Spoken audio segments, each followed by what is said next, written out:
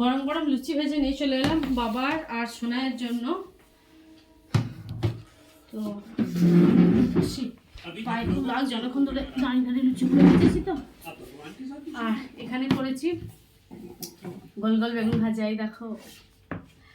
আর করেছি এখানে কুমড়ো দিয়ে ছোলা দিয়ে তরকারি। আর এখানে আছে রসগোল্লা,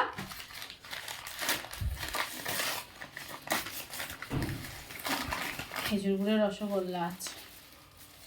বাবা এই রান্নাঘর থেকে একটা বড় বাটি আনবে তো।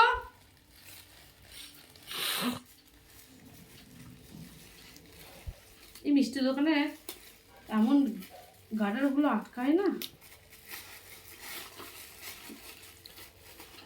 গুপ্তধন আছে। হ্যাঁ হ্যাঁ হ্যাঁ হ্যাঁ নিয়ে আসো তো। দাঁড়াও, এইটার উপরে কোনো পাঁচটায় রাখো।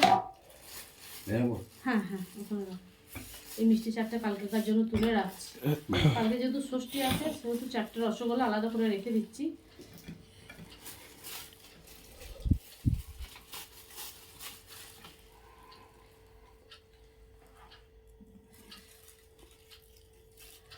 আর টক দই আছে, টক দইটা ফ্রিজে আছে, তোমাদের দাদাভাই নিয়ে এসেছে, ওইটা বার করা হয়নি। সোনাই নিবি না তো আজকে? আর টক দই খাবি না? ঠান্ডা লেগেছে, সোনাই খুব ঠান্ডা লেগেছে।